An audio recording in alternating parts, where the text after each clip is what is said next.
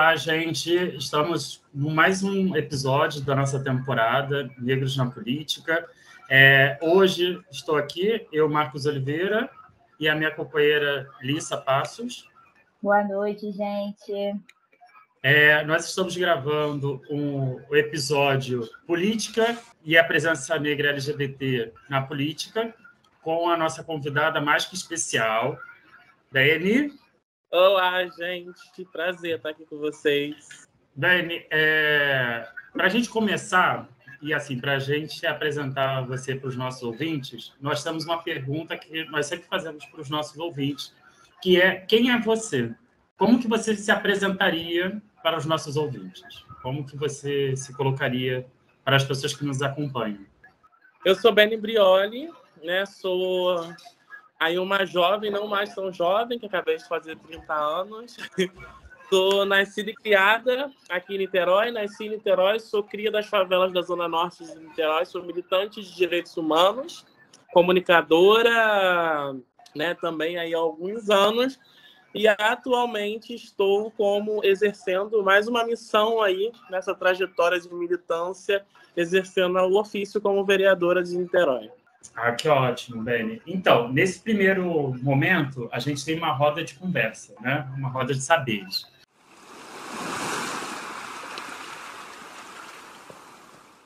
E aí, para a gente começar a nossa roda de saberes, eu queria fazer uma pergunta assim, bem introdutória mesmo para você.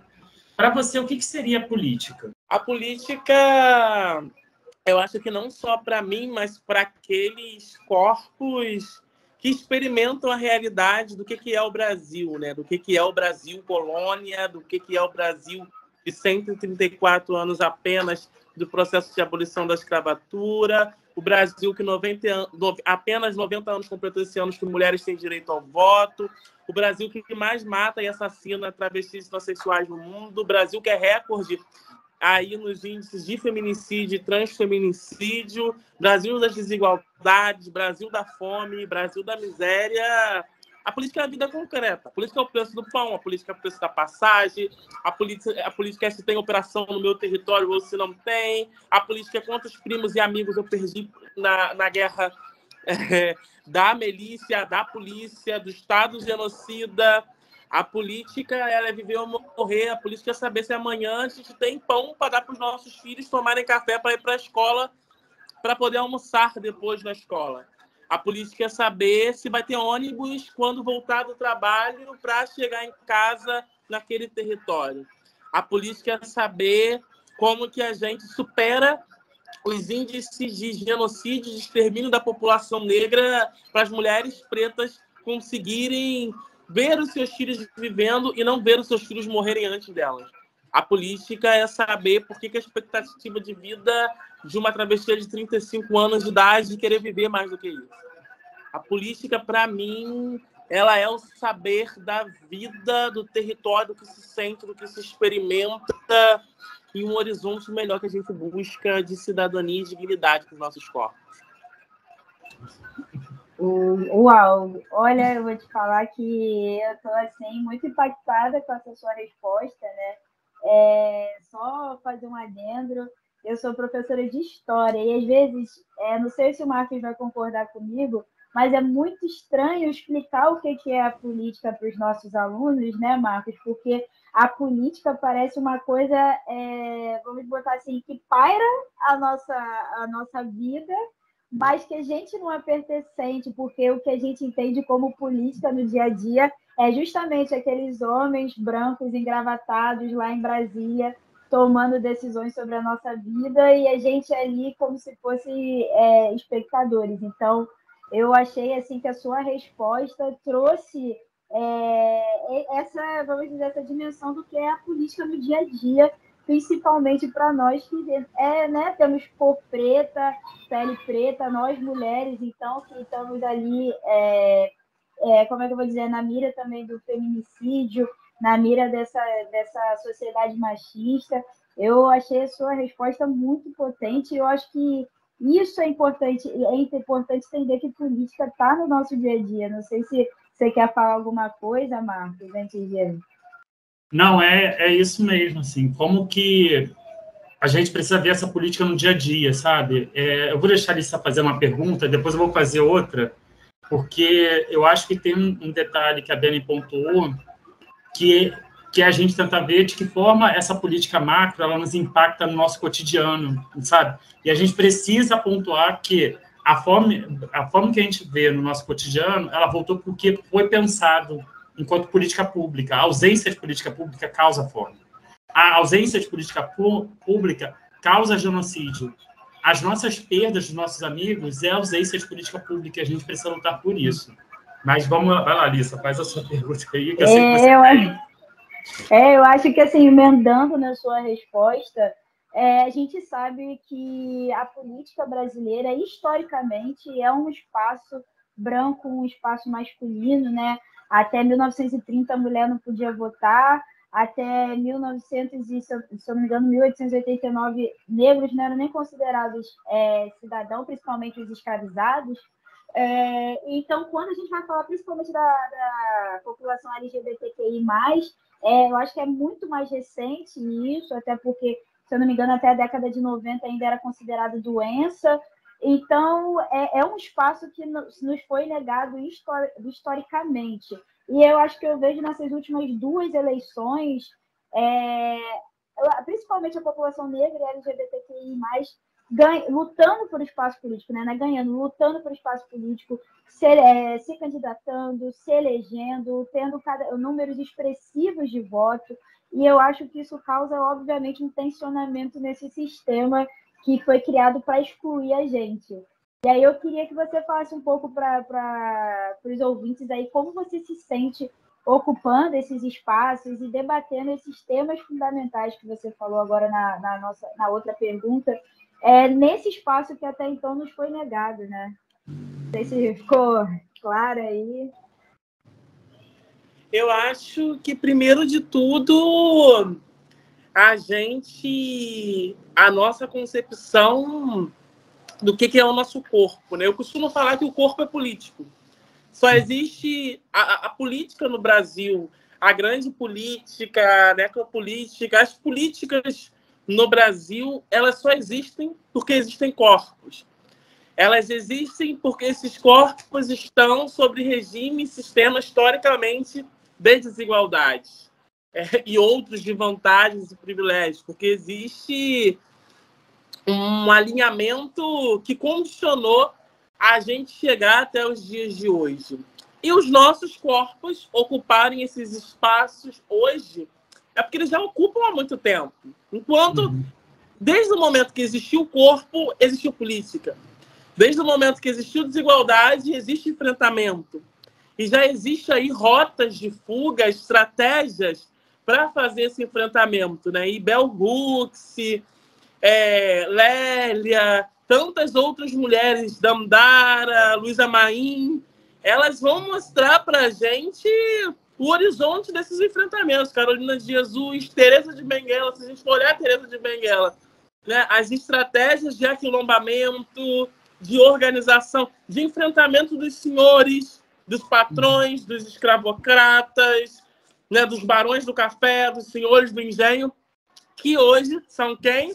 É a maioria no Congresso, os bisnetos, né? Os herdeiros, eles que estão na política e que fazem o nosso povo ter um sentido de política como a velha política. Olhar para a política no Brasil é olhar para quem nos açoita, é olhar para quem nos dá o chicote.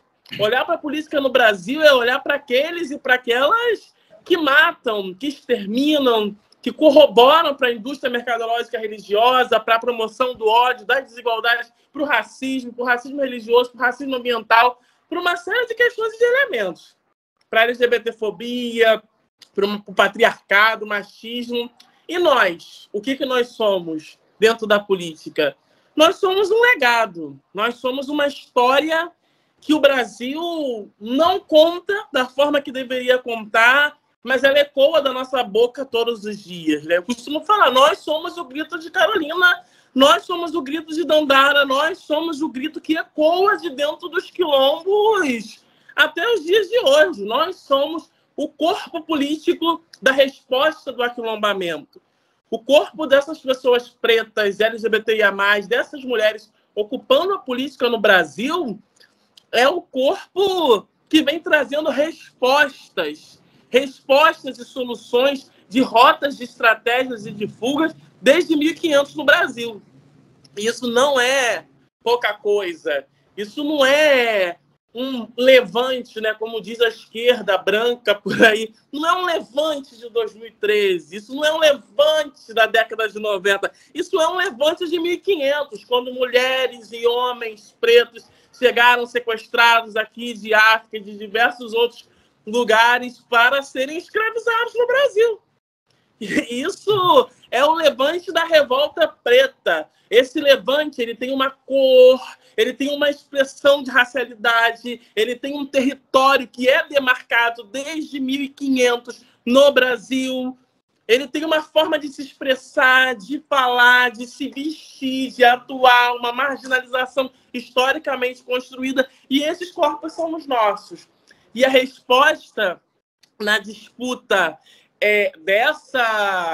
dessa política é a resposta que já existiam nos quilombos, nas rotas de fuga, que já existia no enfrentamento pelo fim do processo escravocrata, que já existia na reivindicação das cotas, que já existia na reivindicação, né, do empoderamento do povo preto, do fim, né, da derrubada e da marginalização da estética, que é genocida, né, estabelecida no Brasil de uma forma eurocêntrica, que já é rota de fuga estabelecida na entrada e no diálogo, quando a gente sai dos nossos quilombos, que a gente teve que aprender de forma árdua e bruta a falar a língua da branquitude. É a nossa entrada, esse levante é a nossa entrada na academia, é a nossa disputa nos processos acadêmicos, é a nossa disputa contra o que é o Brasil e a sua branquitude. Então, está no parlamento, está na academia, está no executivo, no judiciário.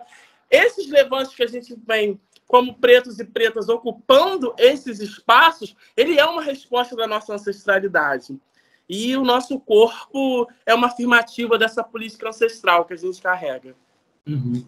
Bem, assim, nossa, a resposta é muito maravilhosa, assim, maravilhosa demais. E eu vou retomar a sua fala, porque eu achei muito potente quando você fala que o corpo é político.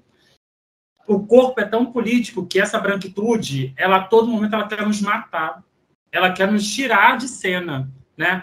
E aí eu queria ouvir um pouco como você mesmo pontuou, que você nasceu na periferia, você é nascida e criada na Zona Norte de Niterói, como que institucionalmente a gente pode tentar tensionar e quebrar essa política feita historicamente no Brasil, que não quer a gente, sabe? Você tem uma história que essa branquitude criou, onde nós não existimos, onde não existe futuro para nós, negras e negros, entendeu? Eu queria muito ouvir, assim, como essa presença tensa, negra, nas diferentes institucionalidades, ela também pode criar barreiras para pensar essas outras possibilidades, inclusive criar futuros possíveis para a gente, né? Como que a gente pode caminhar mais, avançar mais, né? Porque nós precisamos avançar mais, né? Sim, eu gosto muito de Paulo Freire, quando ele fala sobre isso, né? Que quando a educação ela é libertadora, ela é libertária, o sonho do oprimido não vai ser mais se tornar o opressor, né? E quando ela não é o sonho do oprimido, é se tornar um opressor. E aí emenda um pouco, né, com Angela Davis, que quando Angela Davis traz que quando uma mulher negra se movimenta, toda a estrutura da sociedade se movimenta com ela, né? Quando nós entendemos o sentido de se aquilombar da reorganização do nosso povo e da nossa gente, eu acho que é a maior estratégia que existe para a desconstrução e as amarras de todo esse processo que pesa sobre nós, processo escravocrata. Porque quando a gente entende o sentido de nos organizarmos, traz para a gente uma reflexão e uma estrutura nessa coletividade da potência que nós somos para enfrentar o Estado e para enfrentar a velha política no Brasil. Nós somos maioria no Brasil. Nós, negros e negras, somos maioria no Brasil. Por que o corpo de Marielle foi executado? Por que o nosso corpo de mulheres negras na política ele é um corpo ameaçado? Por que o nosso corpo dentro da academia ele é sempre apedrejado, nunca é o ideal, nunca é dessa forma, está perdido, não é assim, vamos se readaptar. Por que o nosso corpo está sempre sobre isso? Porque o nosso corpo ele é um corpo de liderar, ele é um corpo estratégico. Esse corpo político, ele domina, ele manda, ele vende rotas de fuga desde o seu nascimento. E quando a gente entende que o aquilombamento disso, ele só é estratégico porque o nosso corpo ele não dialoga sozinho, ele dialoga com milhares e milhares de outros corpos que também são políticos, que se veem através desses corpos, a gente se torna uma ameaça para esse combate. E esse combate, ele só se faz necessário quando a gente entende que precisamos aquilombar o nosso povo e a nossa gente, que a gente precisa dar um sentido maior nessa disputa de sociedade, de concepção mesmo de sociedade. E quando a gente fala de uma política de racialidade, a gente está falando de concepção de sociedade. A gente está falando de desconstruir, de derrubar toda uma sociedade e reconstruir ela novamente, porque é só assim que a gente vai conseguir alcançar alguma coisa. Nós estamos falando de reorganização do nosso povo, da nossa gente, de acessos. E esses acessos, quando os pretinhos e as pretinhas, eles entendem que não dá mais para ter uma narrativa do chicote, de açoite, de um preto açoitar o outro, que a disputa vai muito além, ela é muito maior daquilo ali, aí sim a gente consegue, na propositiva de derrubada, de retomada, de reorganização desses espaços. Aí vem esse movimento que traz Angela Davis, né? Esse movimento de que quando uma mulher negra ela se movimenta, a estrutura da sociedade se movimenta com ela. Porque quando uma mulher, eu aprendi uma coisa, eu lembro quando eu saí da favela, que eu cheguei na política, e eu ficava assim, gente, eu nunca vou querer falar igual essas pessoas falam. Eu ia nas universidades, eu falo, você não tem vontade, vou te falar, tipo assim, foi na marra mesmo, porque até hoje eu não acho legal. Mas uma mulher negra muito sábia, não conhecida, uma mulher negra lá em Piabetá, ela disse assim para mim, eu lembro até isso, no terreiro, ela falou assim para mim, que enquanto eu não aprendesse a falar com os brancos, eu não iria conseguir ajudar o meu povo e a minha gente. E eu tive que fazer essa reflexão. Os brancos ocupam o poder. Tá tudo na mão deles. Se eu não me higienizasse para dialogar com eles, eles não iriam me receber. E a realidade é essa. Ela é dura e é uma porrada muito forte na cara. Nós tivemos que passar por processos para esses acessos. Depois que a gente aprendeu a língua dos brancos e que a gente entende que através dessa disputa, dessa narrativa da língua dos brancos, a gente não precisa mais se sujeitar à linguagem deles, que a gente tem potencialidade para fazer a linguagem preta, ela ser maior e determinante nos espaços da sociedade, a gente volta, deixa de lado esse aprendizado, essa higienização, se lapida tudo de novo e fala, agora eu vou forçar na marra. Eu vou forçar na marra porque eu sou a maioria, porque nós somos a maior parte da sociedade. Vou forçar na marra porque nós temos o entendimento que o aquilombamento nos leva a um entendimento que a higienização não é mais preciso e não se faz necessária, porque nós estamos ocupando os espaços e vamos fazer desses espaços o que o corpo necessita. O corpo necessita não só de uma abertura e de uma entrada. O corpo necessita de igualdade, e a igualdade ela consiste na disputa de novos processos, de novas construções, de novas narrativas e concepções, além até hoje do que já foi abordado. Se tudo que foi abordado não deu certo, é porque tem um problema aí no caminho. E qual é o problema existente no caminho? É porque essa narrativa da linguagem, de lidar, de higienização, de aprender que o caminho percurso com a branquitude, ela não deu certo. Ela falhou. Quando que começou a dar certo? Quando a gente levantou todas essas concepções dessas mulheres históricas e ancestrais pretas que já citei e a gente entendeu o sentido do aquilombamento. A gente entendeu o sentido que a gente não tem que dialogar com os brancos. A gente precisa aprender a dialogar com o nosso povo, para a nossa gente. A gente precisa fazer o nosso povo e a nossa gente acreditar que o diálogo, a realidade, a experiência, a vida, a teoria da vida concreta, ela pode fazer valer a pena a sua vida, o seu corpo político e as suas experiências. Gente, olha, é muita coisa aqui para minha cabeça tá a mil. Cada resposta está sendo uma aula, assim, de verdade. E aí, pensando nessa questão de dialogar com o nosso povo, né? Agora eu vou direcionar um pouco mais para o povo preto LGBTQI+. Eu trazer um pouquinho da minha experiência, eu estou muito feliz, assim, com a representatividade cada vez maior na política. Em toda a minha infância, eu acho que eu nunca tive um candidato que eu via que assim, me representava totalmente, né? Sempre que aí eu via a Benedita, claro, uma maravilhosa, via outras mulheres pretas, mas nunca faltava ali a questão LGBTQI+, que também faz parte dos nossos corpos, né? Faz parte da nossa vida, da nossa existência.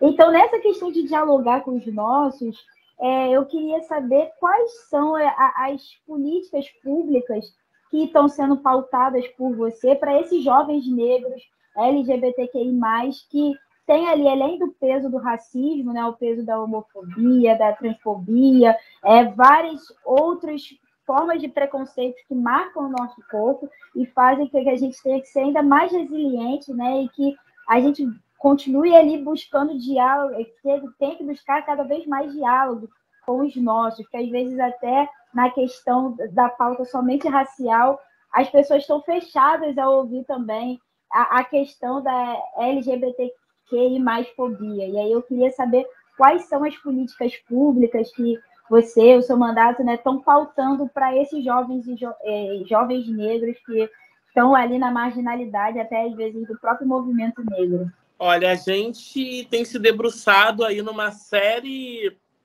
de questões das políticas públicas do município, principalmente no que se refere às questões orçamentárias e de fiscalização. Eu costumo dizer que o Brasil tem muita lei, a gente tem muita lei, né? Só que o parlamento, a política, o direito, né? O direito e o acesso, ele é nitidamente colocado e determinado, né? Ele tem CEP, ele tem território, para quem inclusive vai usufruir dessas leis. E eu gosto muito de trabalhar no sentido da fiscalização dessas leis, né? Porque por exemplo, a lei do casamento civil igualitário, quem casou com essa lei? Se não foram os gays brancos da Zona Sul. Tem gay pobre, sapatão pobre da favela que até hoje nem sabe que existe essa lei, né? A lógica, eu costumo dizer para as pessoas que o parlamento, para mim, ele não é o início da minha luta e nem do que me fez acreditar num processo de revolução de sociedade, e ele não é o fim, ele está sendo uma passagem nesses períodos que eu acredito que dá para eu potencializar outros espaços, mas não me deslumbro com o parlamento. Porque o parlamento ele é burguês, o parlamento é branco, ele é elitista, ele é sexista, ele é machista, ele é misógino, ele é LGBTfóbico.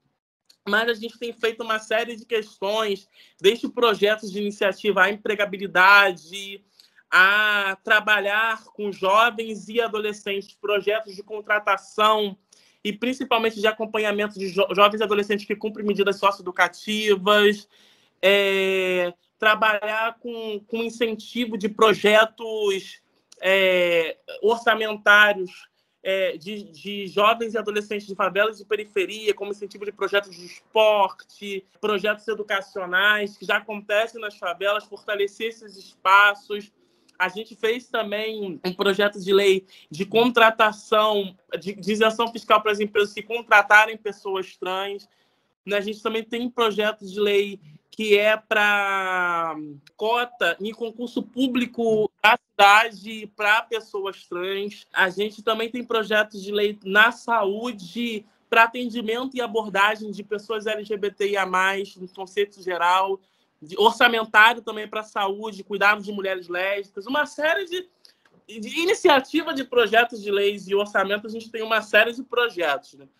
Aí a disputa agora é para aprovar, porque infelizmente ainda somos minoria, né? Mas eu gosto muito de trabalhar com essa lógica. Eu sou idealizadora e fundadora do Quilombo Chica-Manicongo aqui em Niterói.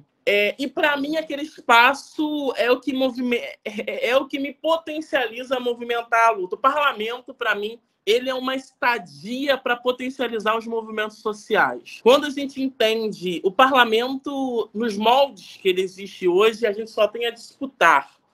Mas a disputa é aqui fora. A gente usar desse espaço, usar dessa abertura para disputar aqui fora.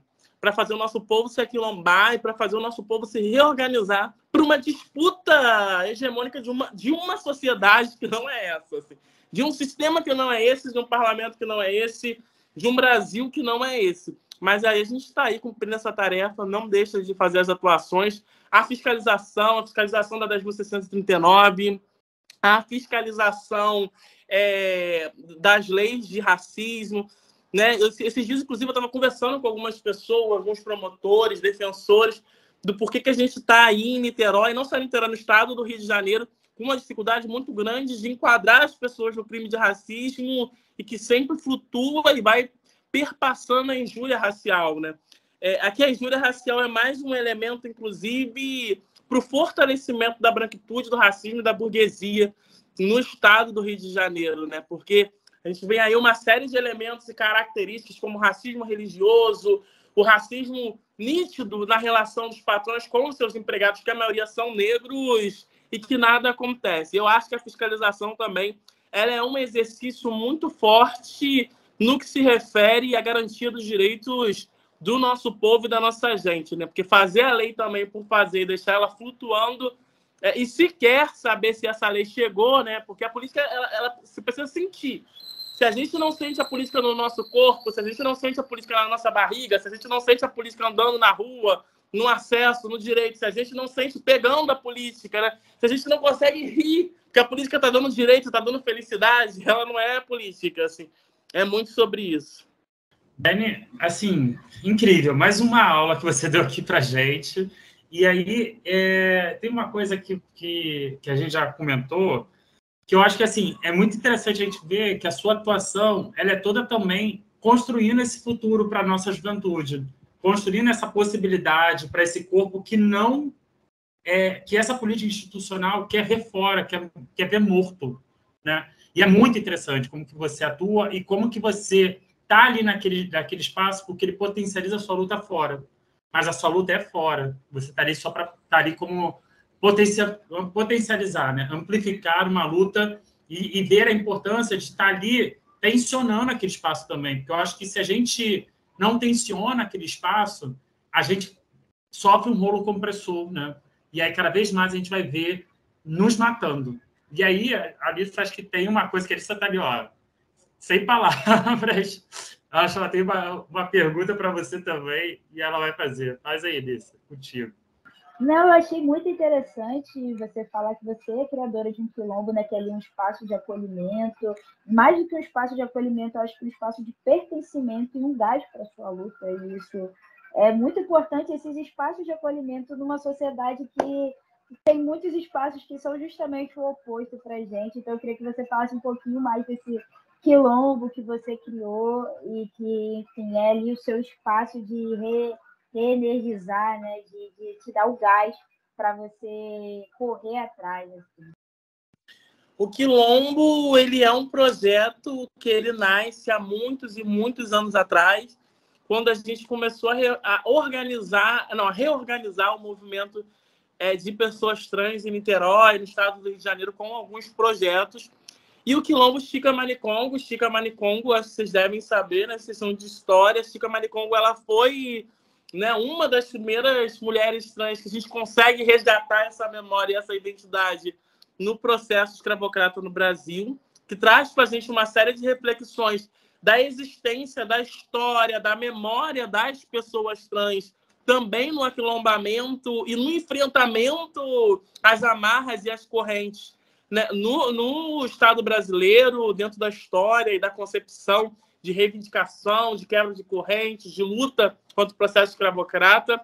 E nós, dos movimentos sociais, o Quilombo hoje ele tem uma série de movimentos sociais, fundamos juntos com diversos movimentos sociais, no sentido de resgatar aqueles e aquelas que estavam, sabe, já esmolecidos, aqueles que já não, sabe, já não acreditam, não tem mais perspectiva de um horizonte, de acreditar na luta, de acreditar que é possível mudar, de se acreditar, aqueles que não têm também mais afeto, que não tem mais abraço, que não tem mais carinho, aqueles também que não conseguem se olhar e se enxergar o quanto são fortes, capazes, bonitos e bonitas e bonitas, aqueles que não tem uma palavra de força, que não tem um gesto de esperança. É quilombo. É quilombo, é aquilombamento, é mexer o corpo, mexer a alma, para que se mexa, que se mova também a esperança dentro da gente. Hoje a gente está funcionando ali do lado da Praça da Cantareira, em frente ao CIEP. É o Quilombo Chica Manicongo, com uma série de projetos, de trabalhos para aquilombar o nosso povo e a nossa gente. O quilombo ele é uma esperança. Ele é uma esperança que ela precisa ser coletiva, dia após dia. O quilombo é fé.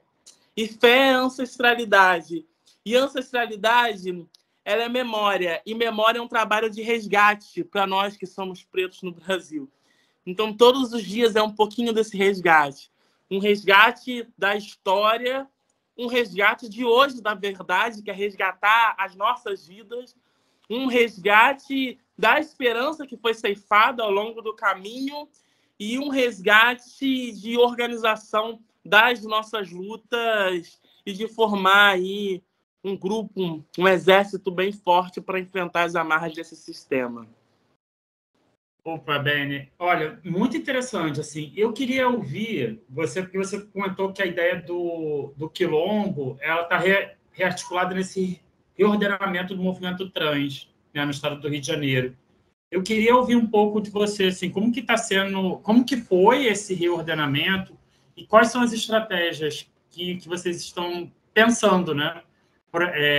Estratégias políticas, tanto de ocupação do espaço, né, com esses projetos, quanto também institucional. Como que vocês estão pensando a ocupação institucional desses lugares? Olha, a gente vem, né, traçando uma série de rotas e de estratégia para não só o quilombo, outros espaços também serem quilombos, né? E tanto no movimento trans quanto no movimento LGBTIA+, que está lá dentro do movimento de pessoas negras, né? Hoje a gente se soma, inclusive, com outros espaços e outros quilombos, pensando e fazendo estratégia dessas políticas, dessas ocupações, de uma forma muito ampla e muito coletiva, buscando horizontes mesmo da ocupação desses espaços. Não é nada fácil. Eu costumo dizer para as pessoas, né, sem fazer o fetiche do que é um espaço de quilombo, né? No quilombo é um espaço onde as pessoas chegam com os seus corpos açoitados, né? Aonde se chega doente, aonde se chega ferido, aonde se chega sem esperança, aonde se busca refúgio, se busca proteção, aonde se busca o que deveria ter aqui fora. O quilombo ele existe porque ele foi uma estratégia para a sobrevivência. E esse é a mesma coisa, com muitas dificuldades, a trancos e barrancos, curando, fazendo um curativo ali, outro lá, tratando um coração, uma esperança, uma alma, acessos, reivindicações. A gente vem organizando nossa militância e pensando nas ocupações que a gente precisa fazer dentro do quilombo. E convidando, né, todo mundo, todos e todas e todos, para chegarem lá no quilombo e somar com a gente, que a gente está precisando.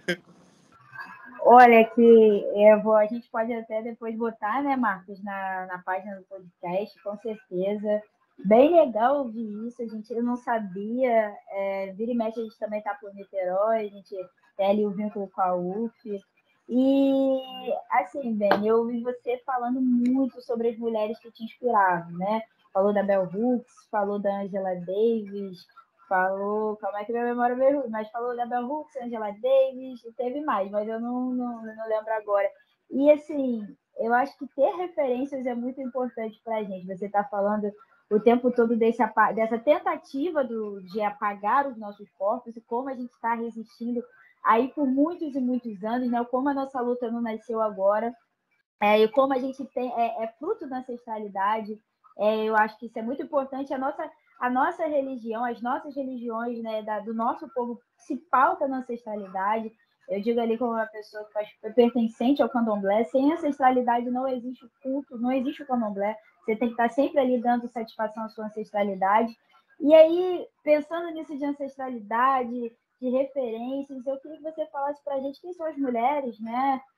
Ou também homens, que você tem como inspiração hoje em dia. Porque eu acho que assim, você com certeza é a inspiração para muitos jovens, você já virou minha inspiração, porque está sendo uma aula assim, te ouvir falar. E aí eu queria saber quem são as suas inspirações, quem são as pessoas que você olha e fala assim, pô, essa mulher é foda, né? Eu quero ser igual a ela, ou esse cara é foda, eu quero ser igual assim. E mais uma vez, eu sei que a gente está mais parabéns de verdade pelas suas falas, está sendo uma aula, assim. Eu estou assistindo aqui de boa, os nossos ouvintes não têm o vídeo, mas eu estou de boca aberta esses 40 minutos da entrevista, e eu queria que você falasse para a gente um pouquinho das suas inspirações.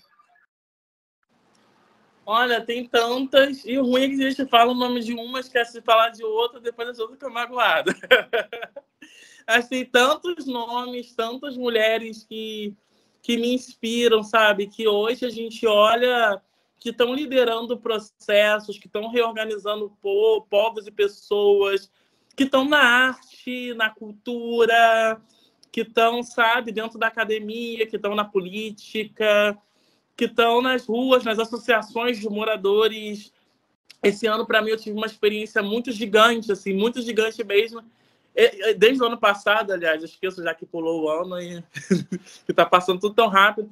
Essa experiência no parlamento, para mim, foi uma experiência muito boa, porque eu pude conhecer mais mulheres, se não só em Niterói, no estado do Rio de Janeiro, que lideram associações de moradores, que lideram projetos de favelas de periferia, que lideram quilombos, inclusive, e admirar a força e a potência dessas mulheres, né?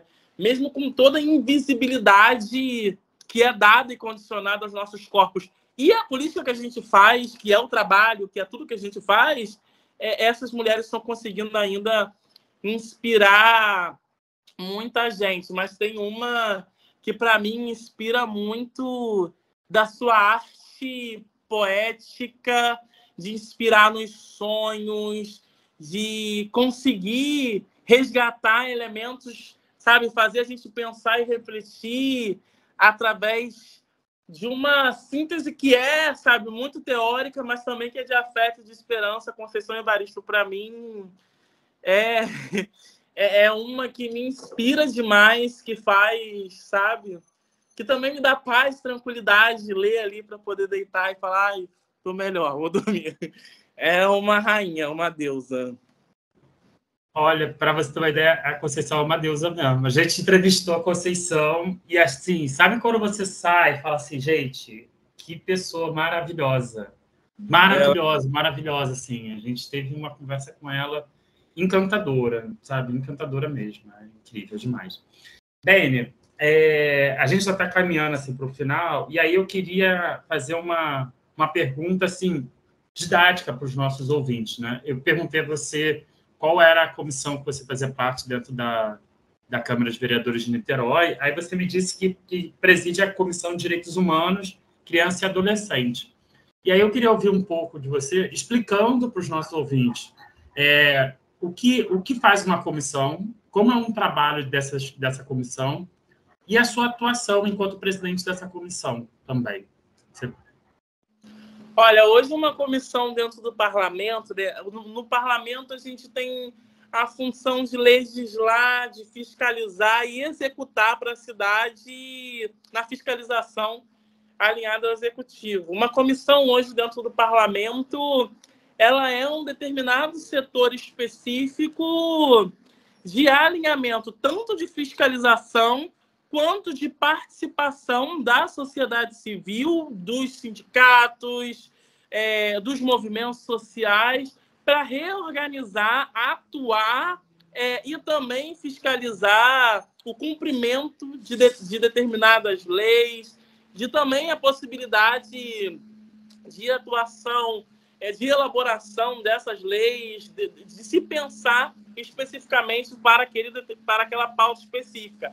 a Comissão de Direitos Humanos da Criança e do Adolescente, a gente vem fazendo isso, presidindo a comissão, né? Fazendo esse diálogo, inclusive, com as escolas, com pais, com mães, com grupos da sociedade civil, mas também fiscalizando o Conselho Tutelar, Secretarias de Educação, uma série de espaços que lidar com a criança e com o adolescente. Recebendo demandas, as comissões recebem muitas demandas, encaminhando essas demandas, e direitos humanos se falar, né? A gente não tem nem pernas, inclusive, nem estrutura hoje, mas a gente vem aí fazendo um trabalho de enfrentamento muito bonito.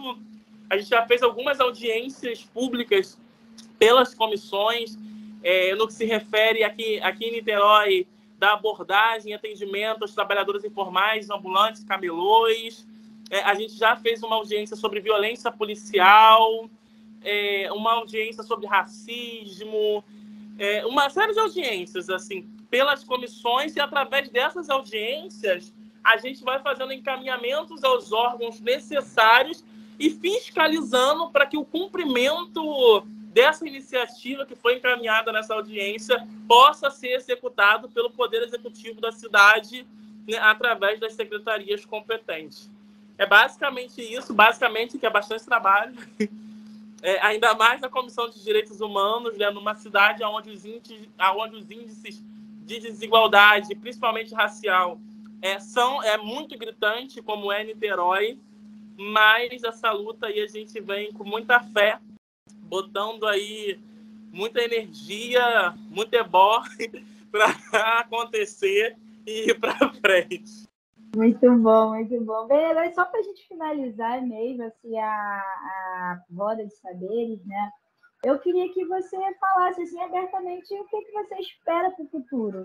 Para que você, assim, o que você espera dessa luta toda que você está travando, e o que você espera deixar para as próximas gerações?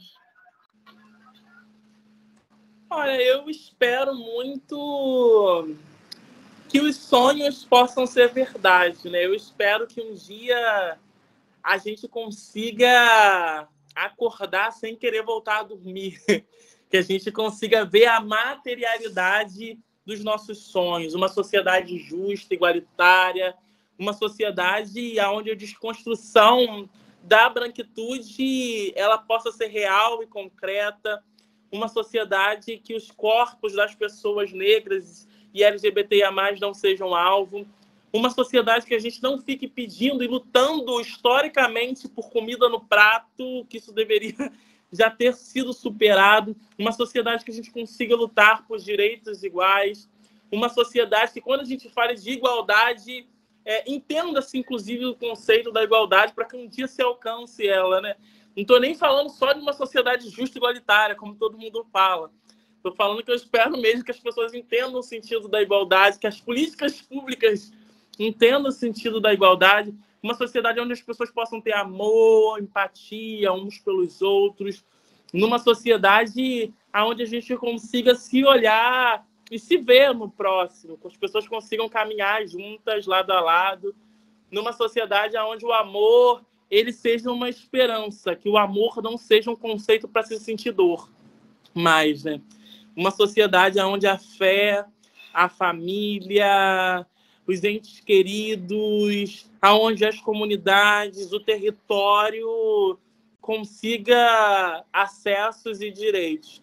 É muito sobre isso, assim, numa sociedade não só sem Bolsonaro, mas numa sociedade que desconstrua o que levou Bolsonaro a estar no poder, e uma sociedade que, quando a gente fala de democracia, a gente entenda que democracia não é partido político, que democracia não é bandeira partidária, que democracia é forma de se experimentar e viver a vida. Bom, gente, então é isso, essa troca de saberes, eu acho que hoje, assim, não que das outras vezes não, mas hoje, assim, foi uma troca de saberes, eu acho que foi um aprendizado, eu me senti, assim, como a aluna mesmo, aprendendo muito, querendo ouvir de novo esse episódio, debater com outras pessoas. Então, acho que agora, para fechar com chave de ouro, Beni, eu queria que você indicasse ali no Pega Visão algo que te marcou, algo que você queira compartilhar com os nossos ouvintes, para a gente finalizar com chave de ouro esse episódio maravilhoso.